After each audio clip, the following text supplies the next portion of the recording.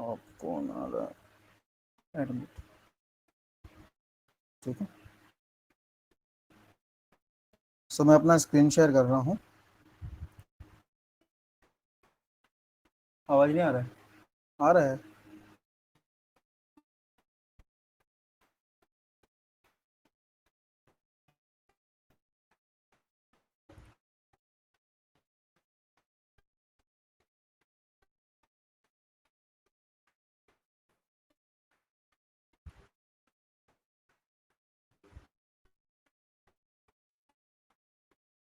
Hello. Hello. Hello. ठीक है। आपको मेरी स्क्रीन दिख रही है?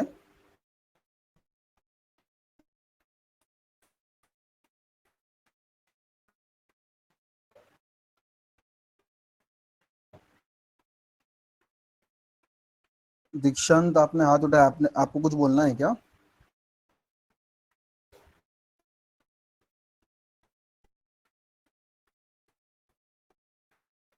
चलो ठीक है। तो आई होप मेरा आवाज़ आ रहा है आप सभी को।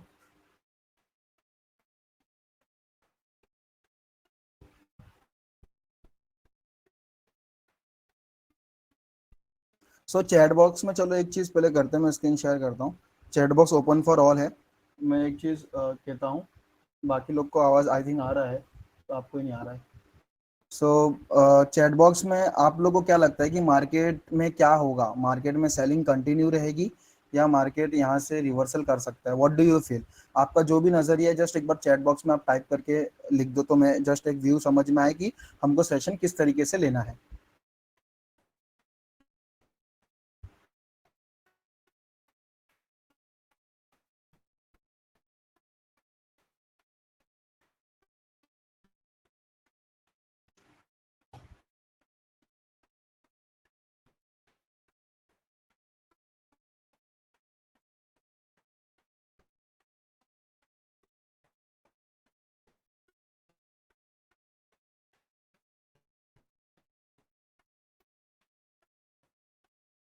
चलो, मैं किसी को अनम्यूट करूँ क्या? कोई हाथ ऊपर करना चाहता है तो बताओ, मैं अनम्यूट कर दूँ उसको।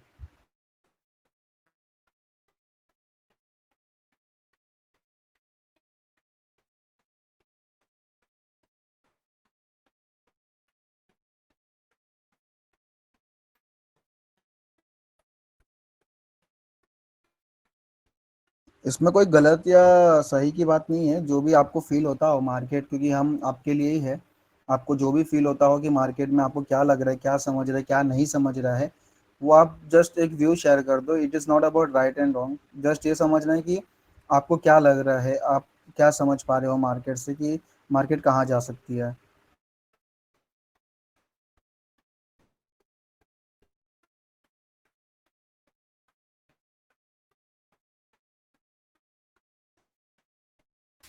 Anyone want to voluntarily participate?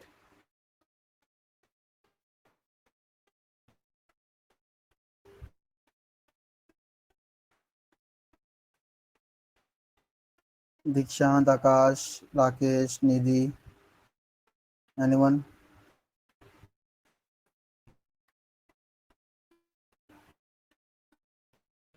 चलो ठीक है। तो मैं सेशन कंटिन्यू करता हूँ, मैं अपना स्क्रीन शेयर करता हूँ, आप लोग को इंपॉर्टेंट चीज़ बता देता हूँ कि मार्केट में क्या है और कैसा क्या चल सकता है। सो एक व्यू क्लियर हो जाएगा। निधि, आपने हाँ हैंड रेस किया हुआ है।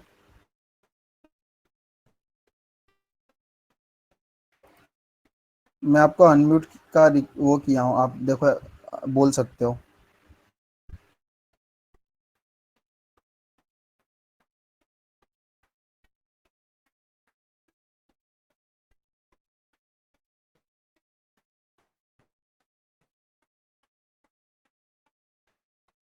आप अनम्यूट कर सकते हो अपने आप को अभी, अगर आपको कुछ बोलना है तो।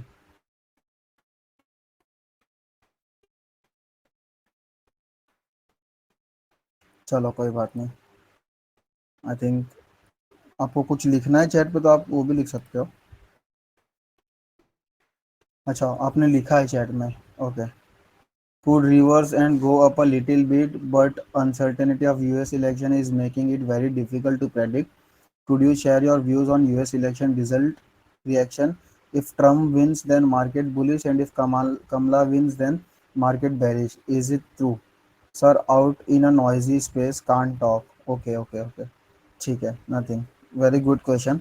सो पहले तो ये समझना पड़ेगा कि एफआईआई और ग्लोबल का इम्पैक्ट क्या होता है अपने इंडियन मार्केट पे.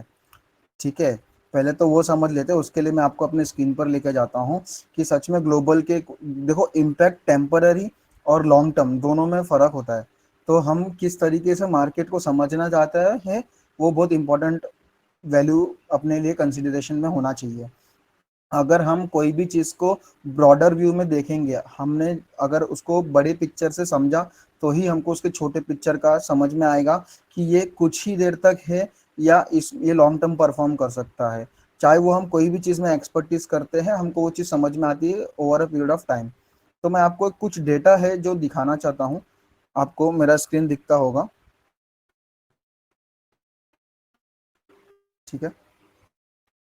सो ये डेटा है. एक सो ये डेटा में आप लोग देख सकते हो कि इंडिया में डीमैट अकाउंट, ठीक है, ये एज ऑफ जनवरी 15 जनवरी 2024 तक का डेटा है मेरे पास में. इसमें एज इंडिया में FY 2016 यानी कि अप्रैल टू मार्च वाला कैलेंडर फॉलो होता है. इंडिया में डीमैट अकाउंट जो है ना वो बहुत ज़्यादा तेज़ी से बढ़ा हुआ है. अगर आप कोविड तक भी देखोगे ना, FY 20 में 4 करोड़ 10 लाख डीमैट अकाउंट था. उसके बाद 4 करोड़ से 15 करोड़ 10 लाख हो गया है. समझ लो 4x जितना ग्रोथ हुआ है. प्लस इसके बाद अगर मैं आपको बात करूं तो अभी तक का डेटा 17 करोड़ भी क्रॉस कर चुका है. तो आप समझो कि ये जो कोविड के पहले वाली चीज थी वो तो कुछ लोगों ने देखी है, ठीक है. और ये वो 3 साढ़े 3 4 करोड़ लोग थे जिसने कोविड का फॉल देखा है, जिसके पास डीमेट अकाउंट था, जिसने उस रिएक्शन को देखा है, उस पैनिक को देखा है. उसके बाद अगर आप रियलाइज करोगे ना, ये पूरे पैनिक को किसी ने देखा ही नहीं है. जब से जिसने कोविड के बाद मार्केट ज्वाइन किया है उसने मार्केट को बढ़ता हुआ ही देखा है. ठीक है, ये जो टोटल 12 करोड़ एक्स्ट्रा ऐड हुए हैं ना, इन्होंने सिर्फ मार्केट को बुल रन ही देखा हुआ है. इन्होंने मार्केट के फॉल को देखा ही नहीं. इनको समझ में ही नहीं है कि मार्केट में क्या होता है. कुछ 2% 3% के करेक्शन से भी इनको लगता है कि मार्केट क्रैश हो जाएगा, मार्केट क्रैश हो जाएगा. हालांकि चीजें वैसे होती नहीं है. तो ये चीज बहुत ज्यादा समझना जरूरी है कि ये इमोशन मार्केट में आज के डेट पे बहुत ज्यादा प्ले कर चुका है. क्यों इमोशन प्ले कर चुका है? क्योंकि इतने ज्यादा लोग मार्केट से आज के डेट पे ज्वाइन हो चुके हैं. अदरवाइज वो इमोशन पहले नहीं था. जितना लिक्विडिटी और वॉल्यूम आज के डेट पे होती है वो पहले नहीं मिलती थी. और believe me, over a period of time ये नंबर इसी तरीके से बढ़ेगा और बहुत खतरनाक तरीके से बढ़ेगा ये नंबर. और जितने लोग पार्टिसिपेट करेंगे उतना इंडिया के लिए बेटर रहेगा आने वाले दिनों में, ठीक है. सो उतना इंडिया के लिए बेटर होगा आने वाले दिनों में. सो इसी तरीके से ये डेटा प्रेजेंट करता है कि 4 करोड़ से 16 करोड़ हो गया हुआ है. प्लस अगर आप अभी रिसेंटली लास्ट सितंबर टू टिल सितंबर 2024 का डेटा अगर आप चेक करते हो, ठीक है, सितंबर 2023 टू 2024, इसमें आप देखो मंथ ऑन मंथ डेटा में न्यू एडिशंस होते ही जा रहे हैं. डेटा में न्यू एडिशंस होते ही जा रहे हैं, ठीक है. और सितंबर 2024 में जो मैं यहाँ पे आपको 15 करोड़ डेटा बोल रहा था, मैं यही बोल रहा हूँ कि 17.5 करोड़ तो सितंबर में ही हो चुका है अभी तक.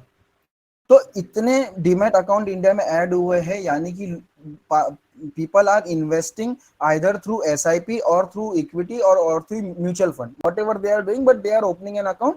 और उसके चलते ये डेटा रिप्रेजेंट करता है कि लोग यहाँ पे जुड़े हैं जिन्होंने अभी तक एक भी कुछ फॉल अब तक इंडियन मार्केट में देखा नहीं है या एक्सपीरियंस नहीं किया हुआ. रेदर सेकंड डेटा मैं आपको दिखाता हूं, आप देख लो.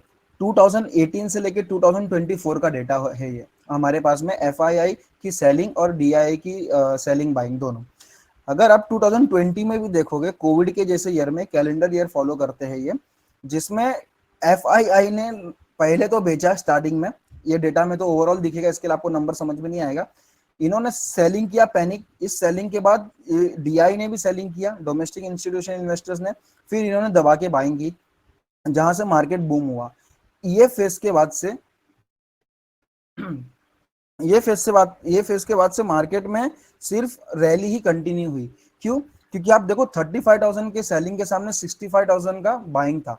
इसको मैं आपको एक डेटा लिंक करके दिखाता हूं अपने इसके साथ में, चार्ट के साथ में, ठीक है। तो आपको ये ईयरली की कैंडल दिखती रहेगी, इसमें ईयरली की कैंडल 2020 आपको इधर ऊपर डेट दिखता रहेगा। यहाँ पे, यहाँ पे आप फोकस करो, यहाँ पे आपको डेट दिखेगा, ठीक है। सो ये दिसंबर की कैंडल देखो, ये कैंडल ऐसी नीचे आती है, यहाँ से ऐसी नीचे आती है, फिर ये वापस से रिवर्स होके ऊपर जाती है और यहाँ पे जाके क्लोज करती है। सो इसका आप सिंपल सा मीनिंग समझ लो कि यहाँ पे बाइंग हुई है। तो बाइंग कहाँ पे हुई है, तो वो बाइंग मैं आपको यहाँ पे दिखा रहा हूँ। यहाँ पे आप देख लो 35,000 से 65,000 की बाइंग हुई है। प्लस 2021 में एफआईआई ने दबा के सेलिंग की, 91,000 करोड़ की सेलिंग की, और हमारे डोमेस्टिक ने 95,000 की बाइंग कर ली, 95,000 करोड़ की। तो जिसकी वजह से क्या होता है मार्केट में 2021 में, मार्केट में एक एक्सप्लोसिव लेगआउट कैंडल बन जाती है। अब वापस 2023 में, 2022 में क्या होता है, अब वॉल्यूम देखो, जो पूरे साल में 90,000 करोड़ 65,000 करोड़ होता था, वो आपने ये पिछला वाला जो डेटा देखा था, ये जो लोग ऐड होते हुए, इनके वजह से क्या हो रहा है, इमोशंस और ऐड होते जा रहे हैं। ये इमोशंस को ऐड होने के लिए जो फॉरेन इंस्टीट्यूशन वो क्या कर रहे हैं, वो सिर्फ बेचे जा रहे हैं, वो अपना माल सिर्फ खाली कर रहे हैं। लेकिन हमारे जो डोमेस्टिक इंस्टीट्यूशन इन्वेस्टर है, जिसके वजह से लोगों ने इसमें पार्टिसिपेट किया, लोगों ने डीमैट अकाउंट खोला, एसआईपी या म्यूचुअल फंड या इक्विटी जो भी है, उन्होंने क्या किया, उन्होंने बाइंग की, जिसकी वजह से मार्केट वापस से हमारी इंडियन सस्टेन हुई। और जो आपने निजी क्वेश्चन पूछा था कि ग्लोबल का इंपैक्ट क्या होता है, आप इधर से समझ लो कि ग्लोबल का इंपैक्ट न्यूट्रलाइज हमारा इंडियन मार्केट 2021 से करना चालू कर दिया है। तो इंडियन मार्केट में अब ग्लोबल का इंपैक्ट इतना कुछ नहीं होता।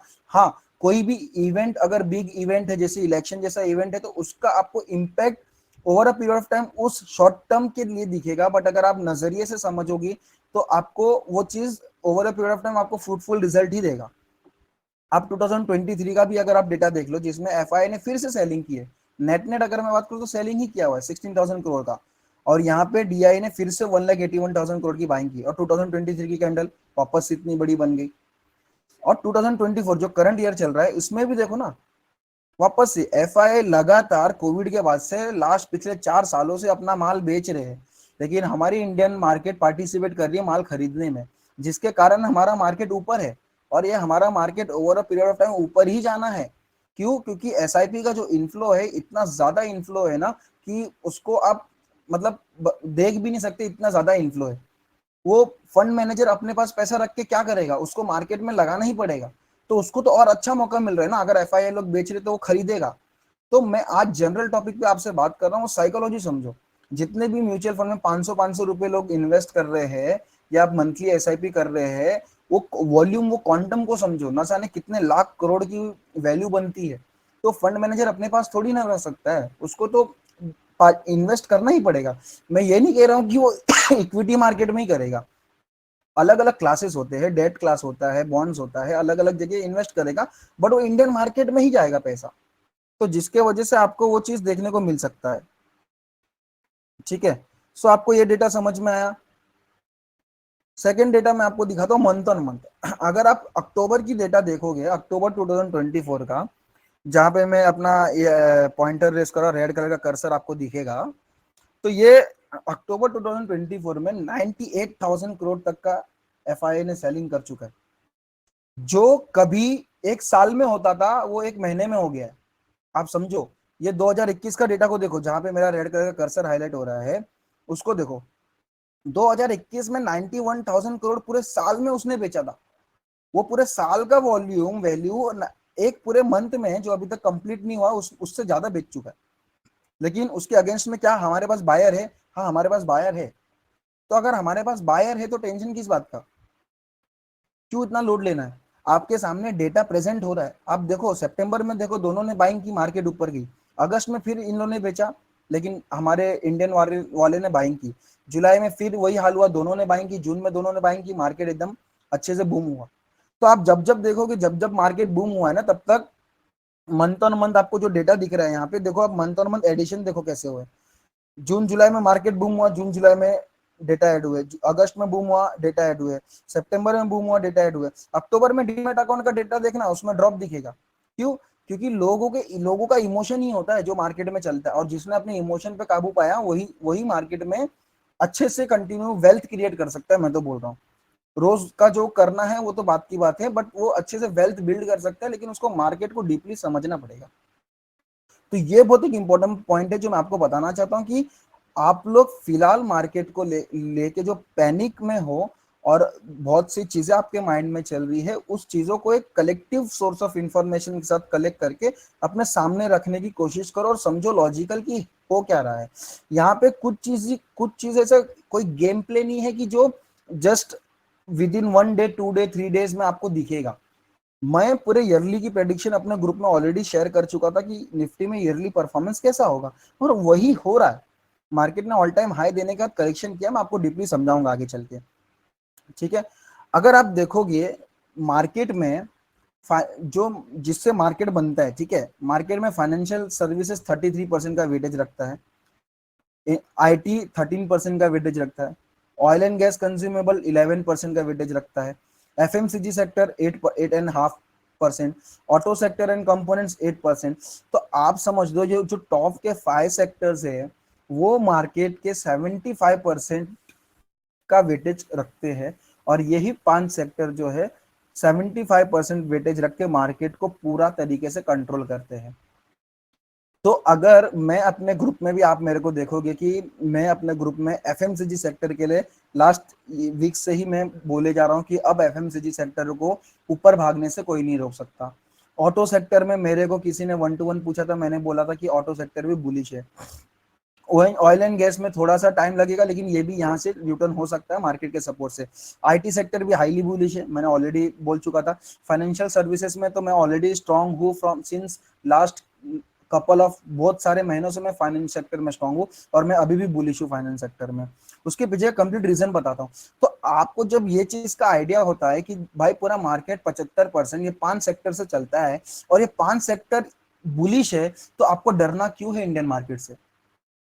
चलो ठीक है, अगर ये 5 सेक्टर को भी देख के आपको लगता है कि डर है, तो हम निफ्टी के उस टॉप कॉन्स्टिट्यूंट्स में आते हैं जो इंडिविजुअल स्टॉक्स है, जो निफ्टी के 11+8 19 26 31 35 प्लस 12 50 55% वेटेज ये सिर्फ 10 स्टॉक रखते हैं। ये 10 स्टॉक की भी एनालिसिस में आपको बता देता हूँ, तो आपके मन में ना डर क्लियर होगा। पहले तो मैं आपको पहले निफ्टी को समझाता हूँ कि निफ्टी क्या किया। ये ईयरली से आपको समझा कि भाई हाँ कोविड में यहाँ से रिकवर हुआ। अब कोविड में जो रिकवरी आई थी,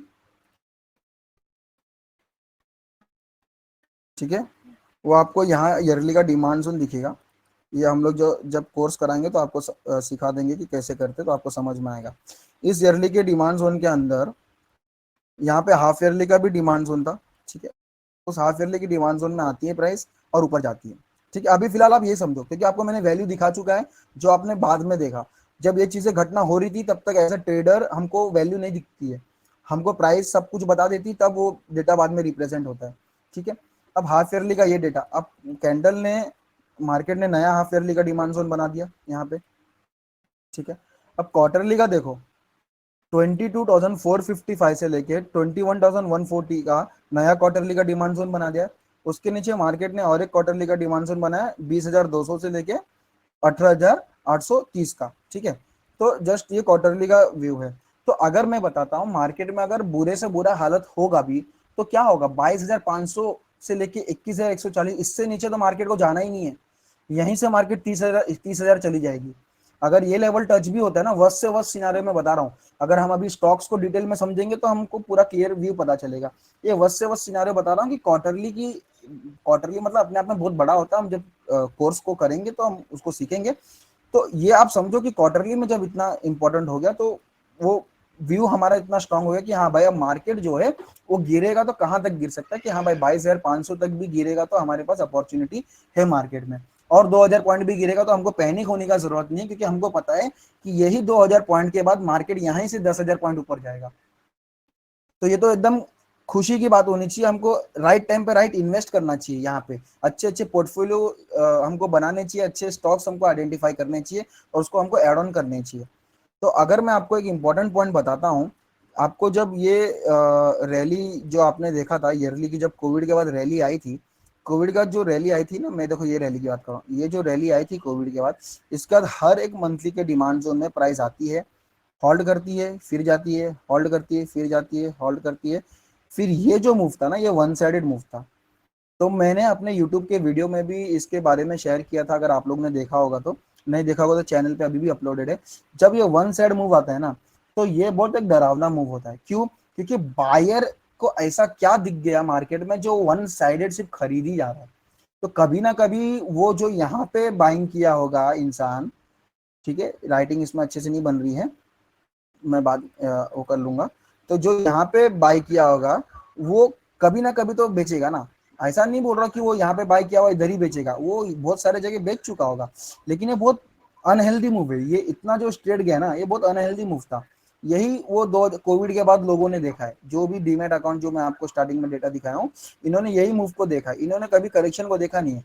वो जो छोटा छोटा करेक्शन देख रहे थे ना, ये सारे ये छोटे से पुल बैक, ये पुल बैक से उनको लग रहा था कि मार्केट क्रैश हो रहा है। सारे ट्विटर गैंग एक्टिव हो जाते हैं और ये छोटे से पुल बैक को मार्केट को क्रैश बोलते हैं। मैं तो बोलता हूँ मार्केट यहाँ से यहाँ भी आएगा ना तो भी क्रैश नहीं होगा। 10% का पुल बैक भी बहुत अच्छा, इतना हेल्दी पुल बैक है कि यहाँ से मार्केट 30% तक का रिटर्न देने के लिए तैयार हो जाएगी। आप मेरे इस बात को ध्यान से समझना, और ये बहुत इंपॉर्टेंट बात है। सो ये मैं आपको कहना चाहता हूँ कि क्वार्टरली के अंदर ये मंथली का एरिया है। प्लस अगर मैं आपको बात करूँ प्राइस का, वीकली के करंटली ईएमए का सपोर्ट है, यहाँ पे वीकली का एरिया बन के आता है प्राइस में, ठीक है। ये वाला प्राइस अगर जाएगा तो ये एक वीकली का एरिया जहाँ से टर्न हो सकता है, ठीक है। मार्केट अगर नीचे आती है तो पहला वीकली का पुल बैक है। अब यहाँ पे अगर मैं डेली की भी बात करूँ, तो मार्केट जो डेली के गैप में होल्ड कर रही है, ये वही डेली का एरिया जो रिस्पॉन्सिबल था मार्केट को लाइफ टाइम हाई देने के लिए।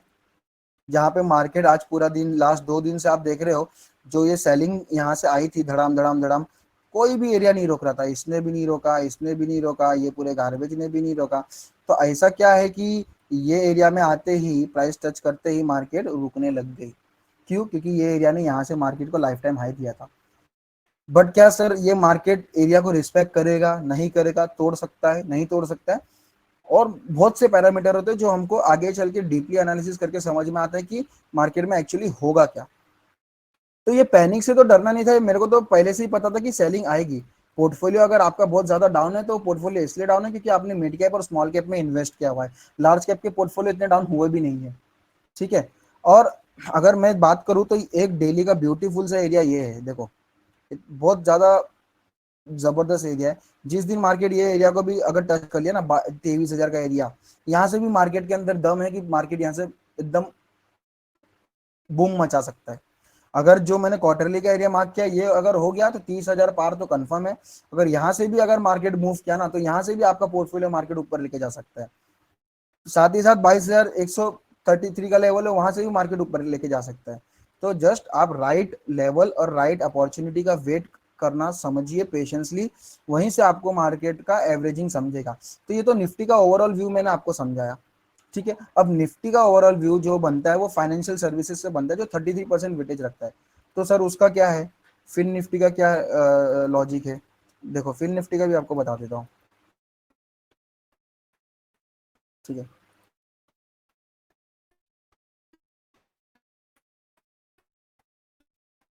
फिन निफ्टी को भी अगर आप देखोगे तो fin Nifty financial sector strong है, हर हर हाफ ईयरली पे हायर क्लोजिंग दे रहा है, ठीक है। क्वार्टरली का इसने भी डिमांड जोन बना चुका है, दो डिमांड जोन, एक डिमांड जोन को रिस्पेक्ट करके अनदर डिमांड जोन बना दिया। अभी क्वार्टरली के डिमांड जोन के ऊपर है, अभी भी होल्ड कर रहा हुआ है। मंथली का ये प्रॉपर डिमांड जोन बना नहीं है, बन सकता था लेकिन नहीं बना। प्राइस के पास मंथली का ये एक एरिया है और ये एक एरिया जो 21,400 के आसपास का एरिया आपको दिख रहा है। लेकिन मार्केट आप देखोगे, मार्केट ना यहीं से रिवर्स कर रही है इतने पैनिक में। मतलब ये अक्टूबर मंथ जहाँ पे ऐसी ऐसी बड़ी बड़ी हमने कैंडल देखी है, ऐसी बड़ी कैंडल में फाइनेंशियल सेक्टर यहाँ कुछ बाइंग लेके यहाँ से मार्केट रिवर्स कर रही है।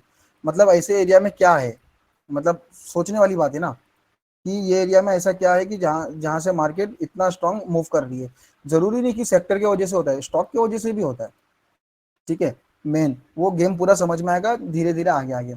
उसी में आप देखो वीकली का एरिया था, ये वीकली का एरिया था जिसने लाइफ टाइम हाई दिया था मार्केट को। आप देखो ना मेरे ग्रीन बॉक्स में ही आते ही मार्केट ने रिवर्स किया। तो ये एरिया है जो वापस से इस वाले एरिया तक जाएगी, जो ये वाला एरिया 24,850 वाला, वापस से इस वीकली के एरिया में जाएगी। क्यों नहीं जाएगी, जाएगी यहाँ से। तो जब ये यहाँ से जाएगी जो 33% वेटेज रखता है, तो क्या निफ्टी हमारा यहाँ से यूटर्न नहीं होगा? अगर इनकेस ये रिटर्न नीचे भी आ जाते तो हमारे पास ये 21,400 का लेवल नहीं है, जो इतना इतना मतलब जो लेवल का हम सोचते कि ऐसे लेवल पे आए और हम यहाँ पे इन्वेस्टमेंट चालू करें। सो डरने की क्या बात है?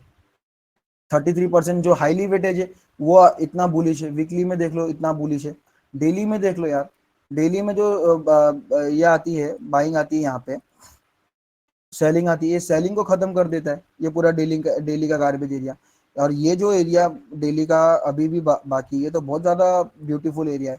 अगर मार्केट मान लो यहाँ से अगर यहाँ पे भी आती है, तो यहाँ से तो जब ये यहाँ पे आएगी तो निफ्टी भी अपने डिमांड जोन पे आ जाएगी और फिर निफ्टी भी आ जाएगी, तो यहाँ से तो एकदम बड़ा सा धमाका होगा ही ना।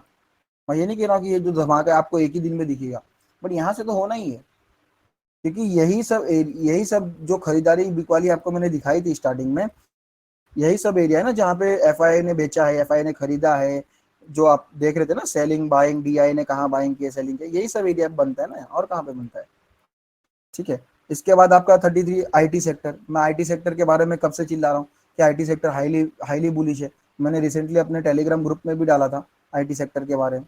अभी आपको दिखा दूँ आईटी सेक्टर, ये रहा। आईटी सेक्टर को मैं व्यू कर रहा था, आप देखो मैंने अलर्ट लगा के रखा था आईटी सेक्टर में। जैसे ही वो अलर्ट मेरा ट्रिगर हुआ, मैंने आप लोग के सामने शेयर किया कि मैंने ये मार्किंग किया था।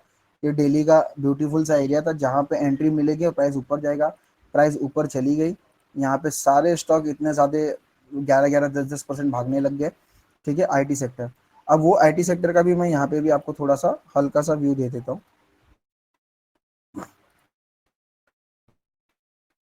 ठीक है, ये देखो, ऐसा नहीं कि सिर्फ उधर ही है, यहाँ पे भी मार्किंग वही है।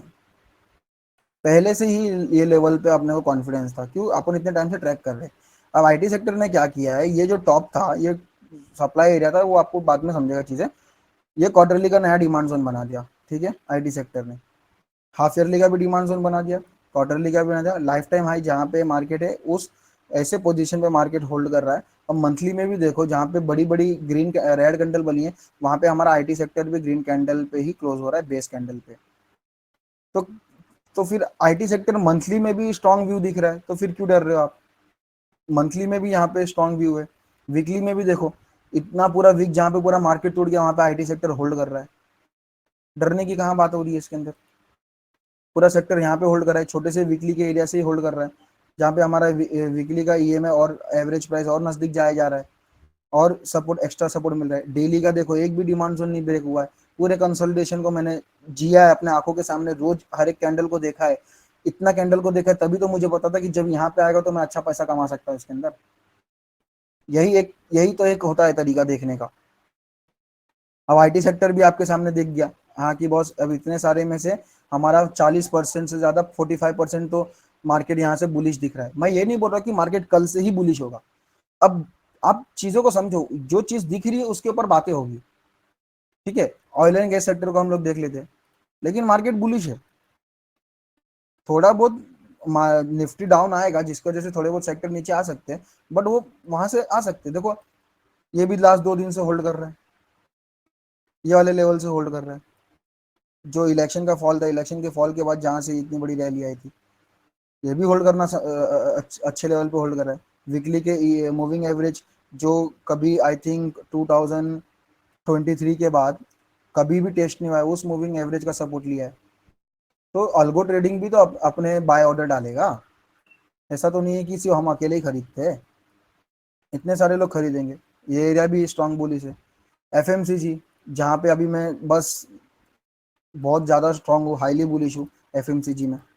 फ्यूचर जैसे फ्यूचर्स लॉन्ग कर सकते हैं एफएमसीजी सेक्टर में, तो इतना तगड़े जोन में आ रहे हैं। देखो अपने क्वार्टरली के एरिया में आ रहा है कि नहीं आ रहा है? 57,088 का लेवल है, वहां पे आ रहा है, और ऑलरेडी अपने क्वार्टरली की वीक पे आ चुका है, यानी कि आज के डेट पे उसने एंट्री दे चुकी है मार्केट में। ठीक है, अब इसमें देखो मंथली का भी एरिया देखो, कितना ब्यूटीफुल सा एरिया है, मंथली का सपोर्ट भी है। यहाँ पे वीकली का भी एरिया है। जस्ट मैं आज अपना लेक्चर नहीं ले रहा हूँ, कोर्स में सेशन समझा रहा हूँ, मार्केट का ओवरऑल व्यू समझा रहा हूँ कि मार्केट का ओवरऑल व्यू बहुत ज्यादा अमेजिंग है, आपको डरने की बात नहीं है। वीकली में एक ही एरिया, एक ही एरिया, नीचे दो एरिया है, अरे तोड़ तोड़ के कितनी ही सेलिंग टूटेगी। ऊपर ऑलरेडी यहाँ यहाँ यहाँ जिसने बाइंग की थी वो यहाँ पे आउट हो चुके, यहाँ जिसने बाइंग की थी वो यहाँ पे आउट हो चुके।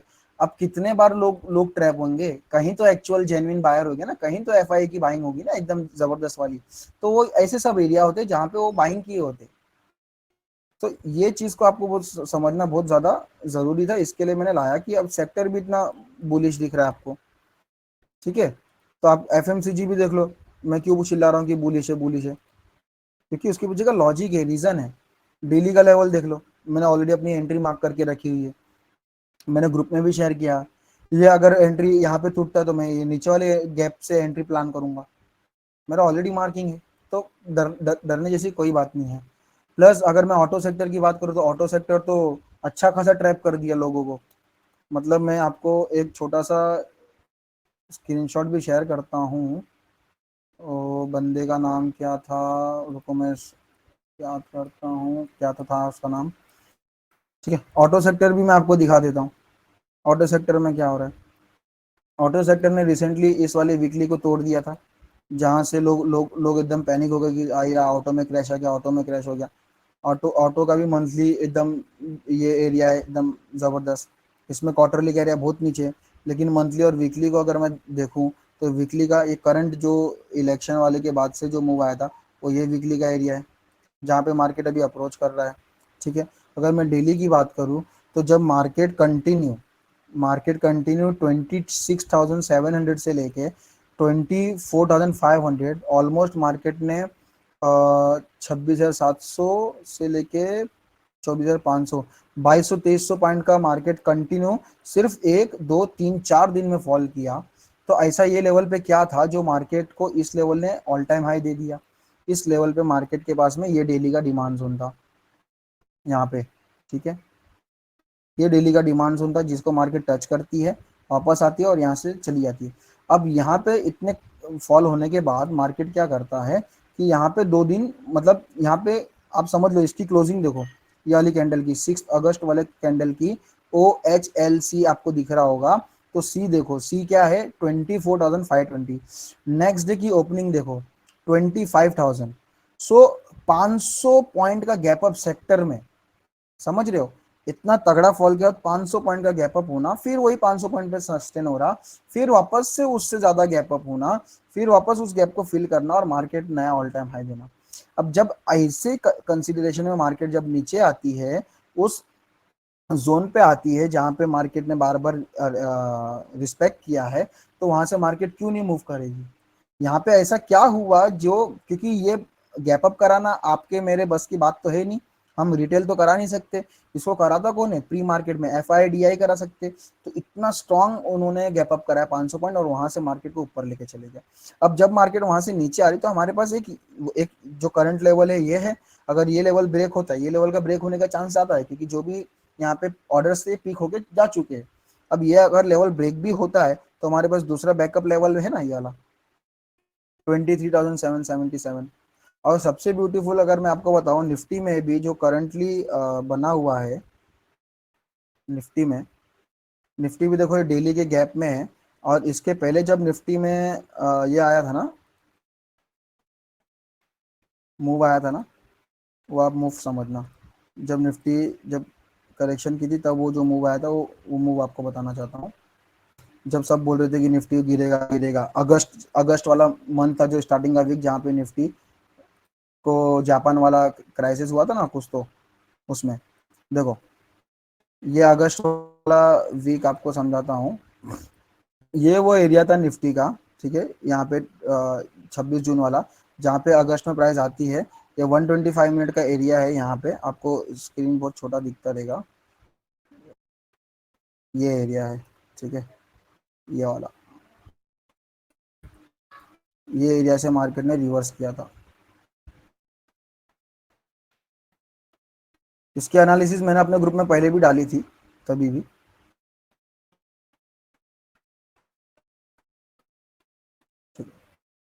ये देखो, ये देखो, ये वो बॉटम है जहाँ पे मार्केट ने मूव किया था, यहाँ पे टच करके। वो टाइम पे बहुत सारे स्टॉक्स भी सपोर्ट में आए थे। ये एरिया दिख रहा है, अभी मेरा स्क्रीन स्टेबल है। ये एरिया यहाँ से टच करके मार्केट ने क्या किया, आज वहां से टच करके मार्केट ने सीधा नया ऑल टाइम हाई सेट कर दिया। वैसे ही same to same type area में मार्केट अभी खड़ी है। ये डेली का जो मैं दिखा रहा हूँ, अगर मैं आपको वापस से 125 मिनट का दिखाता हूँ, हाँ, नया वाला,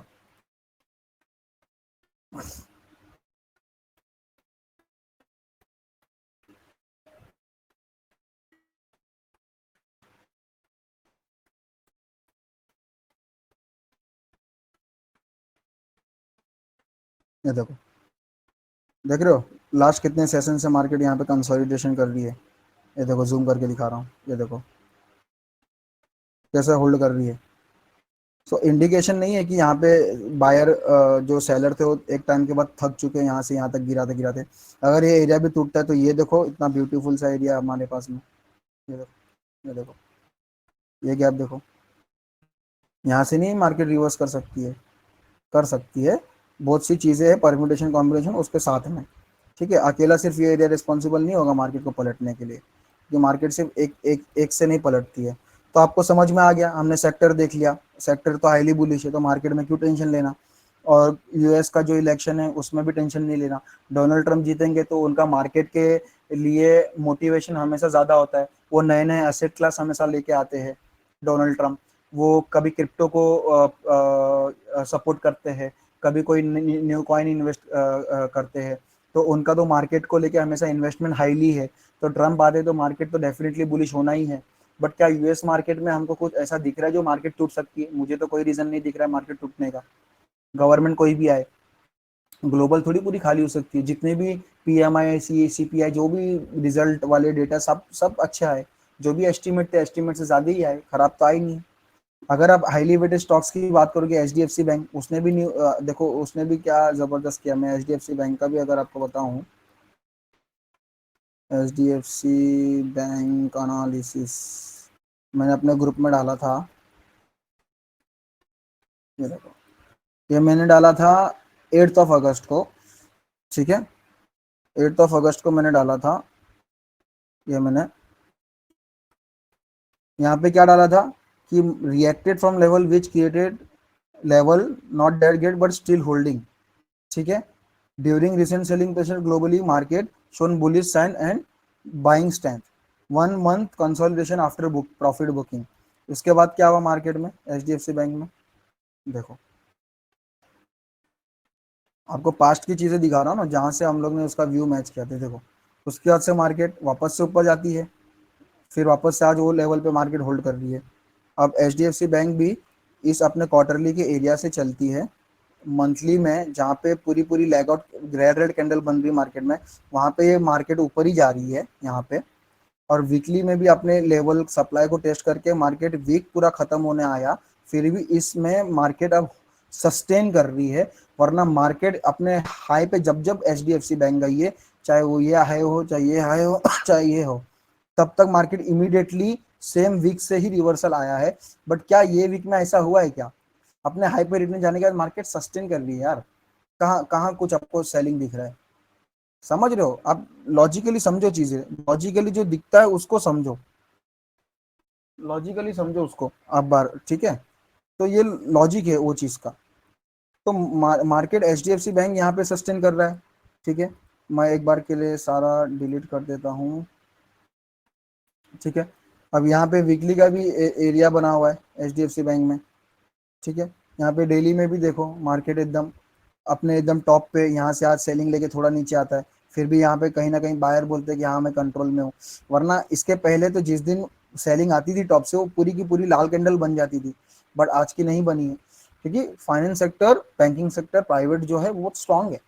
ठीक है, एच डी एफ सी आपको यहाँ पे स्ट्रांग दिख गया। अब एच डी एफ सी के बाद में अपने को कौन सा दूसरा दिखता है? रिलायंस।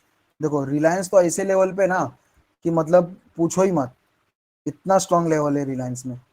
ठीक है, ये मेरी पहले की सब मार्किंग किया, मेरी स्टडी। ये देखो रिलायंस अपने हाफ ईयरली, यानी कि 6 महीने में जो मेहनत करके बाइंग किया था किसने, बड़े बड़े प्लेयर ने, फॉरेन इंस्टीट्यूशन इन्वेस्टर ने, डीआई डोमेस्टिक इंस्टीट्यूशन इन्वेस्टर ने, वैसे वाले लेवल पे जहाँ पे सबसे ज्यादा पेंडिंग ऑर्डर होता है 2587 से लेके 2614 तक का, वहां पे मार्केट अप्रोच कर रही है। इससे बड़ी खुशी की बात क्या होगी रिलायंस वालों के लिए।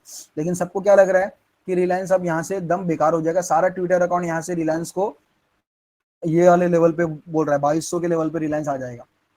ठीक है, सारा ट्विटर अकाउंट बोल रहा है। मंथली में भी देखो कितना, अगर मार्केट आती है 2420 लेवल पे, यहाँ से भी अगर मार्केट आती है तो ऊपर चली जाएगी, लेकिन यहाँ तक आएगी नहीं। क्यों? क्योंकि मैं आपको वीकली में भी दिखाता हूँ। वीकली का ये एरिया था जो मार्केट को ऑल टाइम हाई दिया था, यहाँ से रिएक्ट करके ये एरिया को मार्केट तोड़ते नीचे दूसरा वीकली का एरिया है। अब मार्केट यहाँ से आएगा, जिसको हाफ ईयरली का सपोर्ट है, मार्केट यहाँ से रिवर्स कर देगा। रिलायंस में अच्छी अपॉर्चुनिटी है। ठीक है, साथ ही रिलायंस में आप देख सकते हो डेली में बहुत ज़बरदस्त एंट्री प्लान कर सकते हो। ये लेवल पे एंट्री तो क्या, फ्यूचर भी ले सकते हो आप नेक्स्ट मंथ का। यहाँ पे तो जस्ट मेरा एनालिसिस है एजुकेशन पर्पज़ के लिए, कोई जाके ले मत लेना ऐसा डायरेक्टली। ठीक है, ये कंप्लीटली लॉजिक है इसका, यहाँ पे आप समझो। मैं कंप्लीट चार्ट रीडिंग आपके सामने नहीं रख रहा हूँ, मैं सिर्फ आपको व्यू दिखा रहा हूँ, क्योंकि मैंने ये एनालिसिस पहले की थी। ये बोनस आने वाला है 1:1, इसके लिए पहले से यहाँ पे देखो लाइन भी है, 1:1 का बोनस आएगा। बोनस आते स्प्लिट होगा, यहाँ पे एंट्री मिलेगी, फिर मार्केट बूम होगा। ये फ्यूचर है। ठीक है, रिलायंस का फ्यूचर ऐसा हो गया। अब रिलायंस के बाद क्या, आईसीआईसी बैंक। अब आईसीआईसी बैंक की भी एनालिसिस आप लोग को तो पता है, अपने ग्रुप में हमने पहले ही कर दिया था आईसीआईसी बैंक एनालिसिस। ये सब आज का व्यू नहीं है, जैसे मैं आज आपके सामने बैठा हूँ आगे का व्यू लेके, ये सब तभी का व्यू था। ये भी व्यू कभी का है, 3 सितंबर का। 3 सितंबर को मैंने बोला था कि ऐसे डिमांड जोन पे आईसीआईसी बैंक है जहाँ पे रिटेलर लोग ट्रैप हो रहे हैं।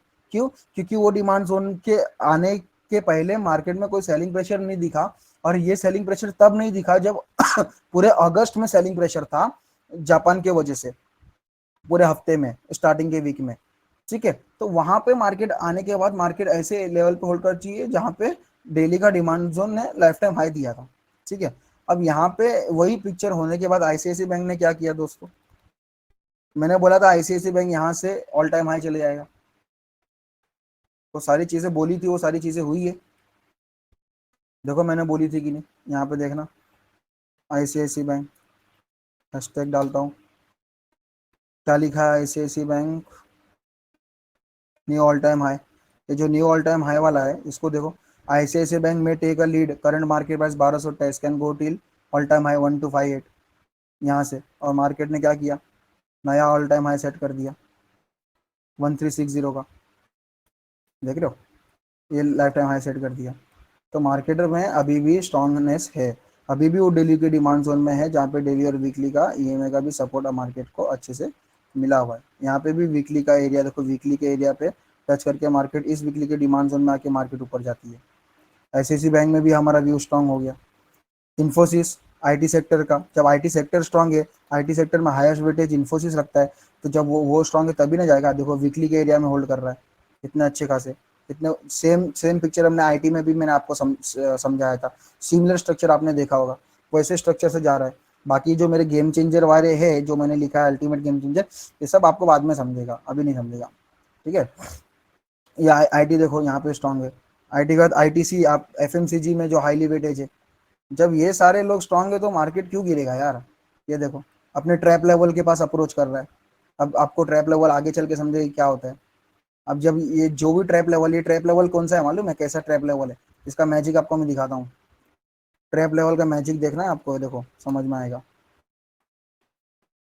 आपको ट्रैप लेवल का जादू दिखाता हूँ। कोटक बैंक, कोटक बैंक की एनालिसिस किया था।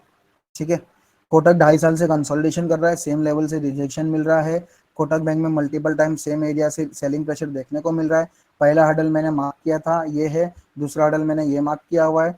मैं कोटक बैंक में ट्रैप लेवल जो ड्रॉ किया था, वो ट्रैप लेवल में ही प्राइस आते ही यहाँ से 20% का मूव दे चुका। अब कोटक बैंक का चार्ट आपके सामने ओपन करता हूँ, ये कोटक बैंक का चार्ट है। मंथली में देखो, मंथली में जो भी कन्वेंशनल ट्रेडर होते हैं उनको लगता है कि भाई मंथली का ये जो बार बार सपोर्ट है ये ब्रेक होता है। मैं ये सपोर्ट की बात कर रहा हूँ, 1622 वाली जो आपको दिख रही ना, 1647 1620, ये टूटने के बाद ऐसा लगता है कि यहाँ पे कुछ गेम हो रहा है, लेकिन मेरे को पता है कि यहाँ पे डेली का एक ऐसा लेवल रिस्पॉन्सिबल था जिस जो मार्केट को लाइफ टाइम हाई लेके क्रिएट किया था, जहाँ पे एक्चुअली बाइंग आई थी, वो ये लेवल थी डेली की। तो यहाँ पे ट्रैप क्यों, यहाँ पे तो ट्रैप होंगे ही ना लोग।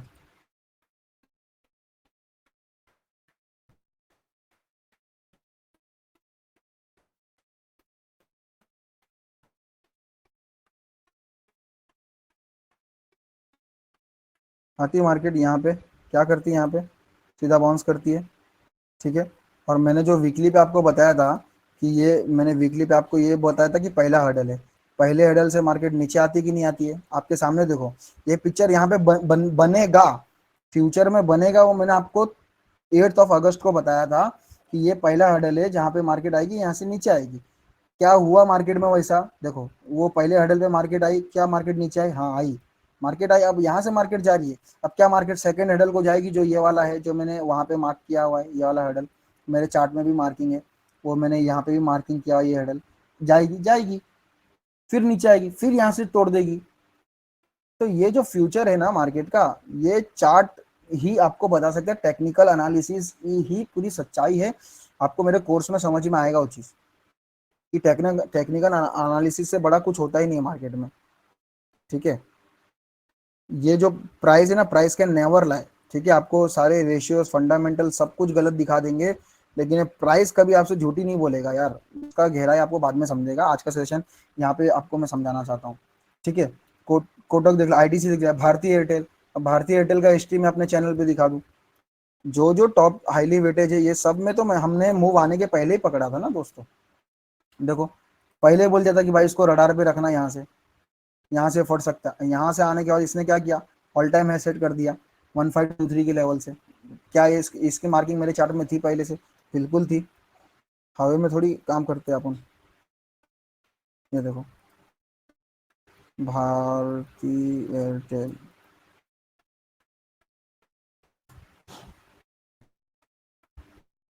ये रहा वीकली का एरिया है।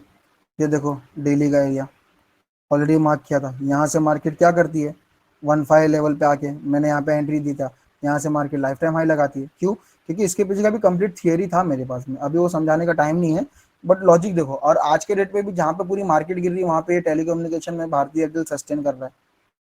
ये क्यों नहीं गिर रहा है, वो यही लेवल से ही सस्टेन कर रहा है। ये लेवल में इतना खुद दम नहीं है, ये लेवल टूटने को तो एक झटके में टूट जाए। जो लेवल में दम नहीं है, जब वो लेवल से मार्केट होल्ड करता है या कोई पर्टिकुलर स्टॉक होल्ड करता है, तो समझो बायर को उसको नीचे नहीं लेके जाना है। सिंपल सा बात है, उसके अंदर इतना सप्लाई नहीं आ रहा है, उसमें डिमांड बनती ही जा रही है, तो आगे बढ़ना ही बढ़ना है। ठीक है। तो यहाँ से ये भी आगे जाएगा, अगर नीचे आ भी जाएगा तो नीचे हमारे पास बैकअप लेवल है, ये वाला जो मैंने ड्रॉ किया है, डेली का डिमांड जोन। यहाँ से मार्केट रिवर्स करेगा, अगर ये भी टूटता है तो ये है। लेकिन अपने पास है ना, ऐसा नहीं कि टूटने के बाद कुछ है ही नहीं जो मार्केट क्रैश हो जाए। ऐसी तो कोई मेरे को दिख ही नहीं रही चार्ट में कि मार्केट क्रैश हो जाए यार। मैं क्यों इतना बुलिश हूँ, क्योंकि मेरे को चीजें यहाँ पे दिख रही इतना बुलिशनेस की। भारतीय एयरटेल हो गया, टीसीएस अगेन आईटी सेक्टर का है, आईटी सेक्टर ही मैंने आपको बता दिया, तो आप समझ लो ना, इन्फोसिस और टीसीएस क्या दोनों अलग अलग, इन्फोसिस प्रॉफिट करेगा और टीसीएस प्रॉफिट नहीं करेगा क्या फ्यूचर में? ऐसा हो सकता है क्या, जो दोनों पूरे आईटी सेक्टर को लीड करते हैं? ऐसा होगा ही नहीं। ये देखो, ये भी अपने मस्त वाले लेवल पे आ रहा है। क्वार्टरली का सप्लाई जोन डिमांड जोन बनाया हुआ है, मंथली का अच्छा एरिया बनाया, वहां पे अप्रोच कर रहा है। देखो वीकली में कितना मस्त एरिया पे अप्रोच कर रहा है। थोड़ा नीचे आएगा, वीकली का सपोर्ट लेगा। ये सारे गैप को मेरे तोड़ दिया है, इतने सारे गैप को तोड़ने का देखो क्या लेवल है ये, देखो यहाँ पे आ जाएगा। ठीक है। सो जस्ट इतना ही बोलना चाहता हूँ कि अभी एसबीआई की बात करूँ, एक्सिस की बात करूँ, एक्सिस का तो आप रिसेंटली एग्जांपल देख चुके होंगे, मेरा मैंने ग्रुप में डाला था। ठीक है। अभी एसबीआई की भी बात करूँ तो मैं, एसबीआई जो जो पीएसयू बैंक सब बोल रहे हैं ना कि पीएसयू बैंक से डर लग रहा है, पीएसयू बैंक से पैसा हटा दो, पीएसयू बैंक से पैसा निकाल दो, पीएसयू बैंक नहीं कुछ कर सकता। अरे भाई, पीएसयू बैंक बहुत कुछ कर सकता है, उसके ऐसा मल्टी बैगर तो आज के डेट में कुछ नहीं है। ठीक है। पीएसयू बैंक हाँ अभी परफॉर्म नहीं कर रहा है, लेकिन करेगा। क्यों करेगा? क्योंकि एसबीआई उसको लेके जाएगा। देखो, इतने गंदे मार्केट में भी एसबीआई होल्ड कर रहा है, वीकली के ऊपर क्लोजिंग दे रहा है। ये जो इलेक्शन वाला फॉल आया था ना, वो इलेक्शन फॉल को यहाँ से यूटर्न करने के बावजूद यहाँ पे अभी भी ऑर्डर, फ्रेश ऑर्डर आ रहे हैं। मैं ये नहीं बोल रहा कि सेम ऑर्डर ठीक हो रहे, फ्रेश ऑर्डर आ रहे हैं, वीकली के ऊपर क्लोजिंग जा रही है। डेली में देखो सेम पिक्चर आपको पीएसयू बैंक में भी दिखेगा। ठीक है, ये सारे डेली का डिमांड जोन यहाँ से पूरा रिस्पेक्ट हो रहा है। देखो ये पूरा लेवल चल रहा है, ये लेवल चल रहा है, इस लेवल से ये चल रहा है, ये लेवल से ये चल रहा है, ये इस लेवल से चल रहा है, तो सब कुछ चल रहा है। तो मेरा पूरा मोटो बोलने का मतलब ये है कि गाइस आप लोग पैनिक मत करो। ठीक है, आप लोग पैनिक मत करो। और थोड़ा बहुत अगर मार्केट में और 2-3 दिन और 2000 पॉइंट का भी मैंने आपको निफ्टी में बताया ना कि करेक्शन आ जाएगा, तो आप खुश खुश रहो वो करेक्शन से। आपका पोर्टफोलियो लाल दिख रहा है, भूल जाओ, आप कुछ और चीज पे फोकस करो, ध्यान दो, और वहां पे आप एंजॉय करो अपने लाइफ को। चीजें जैसी चल रही चलने दो। और भी 2000 पॉइंट अगर मार्केट गिर जाता है ना तो गिरने दो। 24,400 से लेके 22,400 तक आ जा रहा है, आने दो। बस ऐसे लेवल पे आने के बाद डरना मत, दबा के खरीदना। अभी आप मेरे बोलने पे क्या करोगे क्या नहीं करोगे आपका रिस्पॉन्सिबिलिटी है, but market is highly bullish. और हाईली बुलिश मतलब ये नहीं कि कल से ही मंडे से ही मार्केट यहाँ से रिवर्सल करेगी, बट ये है कि सारा सेंटिमेंट सारा चीजें एक साथ मिक्सअप करके समझ में आ रहा है कि हाँ मार्केट यहाँ से बूम करेगी। ठीक है, तो जस्ट मैं अभी अपने स्क्रीन को स्टॉप करता हूँ। मेरे को यही चीज आपको बताना था। ठीक है, सो अगर मैं देखूँ, अगर मैं किसी को अनम्यूट कर सकता हूँ।